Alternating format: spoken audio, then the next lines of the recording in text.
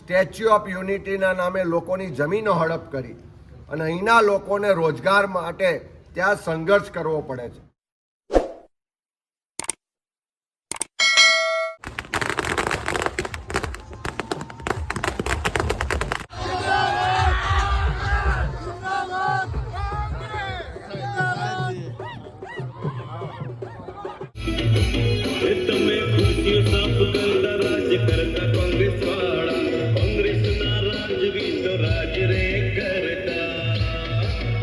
लड़ेंगे जीतेंगे, लड़ेंगे जीतेंगे, और लड़ेंगे और जीतेंगे.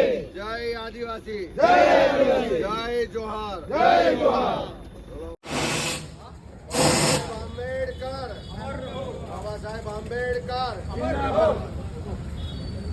एक हार आपो बीजो छे. आज हार ले लो सर.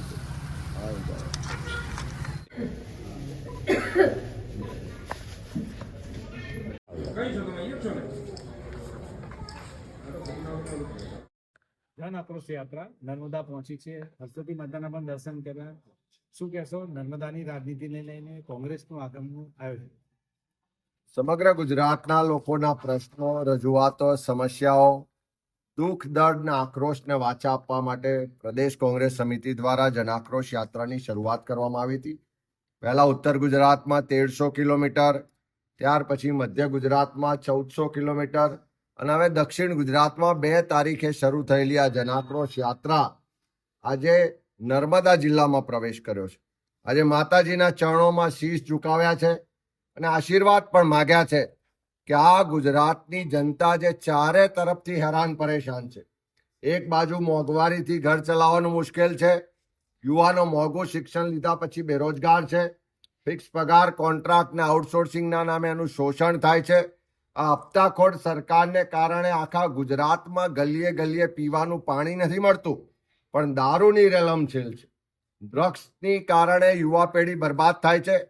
જેમ મુન્દ્રા પોર્ટ પર ડ્રગ્સનું લેન્ડિંગ હબ બન્યું છે અદાણી પોર્ટ પર, એ જ રીતે આજે જ અમદાવાદ એરપોર્ટ પરથી લગભગ 30 કરોડ રૂપિયાનું ડ્રગ્સ પકડાયાના સમાચાર છે.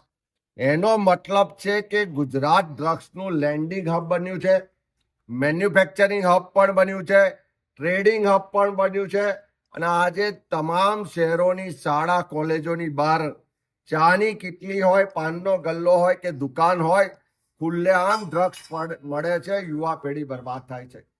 ચારે તરફ મનરેગામાં ભ્રષ્ટાચાર, નલ સે જલમાં ભ્રષ્ટાચાર, કામદારોને એના કામના કલાકના પ્રમાણમાં વેતન નથી મળતું, કોન્ટ્રાક્ટ પ્રથાના નામે કામદારોનું પણ શોષણ થઈ રહ્યું છે. ક્યાંક રસ્તા તૂટે છે, ક્યાંક પાણીની ટાંકી તૂટે છે, ક્યાંક બ્રિજ તૂટે છે. ચારે તરફ ભાજપના ભ્રષ્ટાચારના ખુલ્લા પુરાવા મળી રહ્યા છે. આદિવાસી વિસ્તારમાં, સમગ્ર વિસ્તારમાં યાત્રા ફરી તો જંગલ જમીન અધિકારનો કાયદો, વન અધિકારનો કાયદો કોંગ્રેસની યુપીએ સરકારે 2006માં લાયા.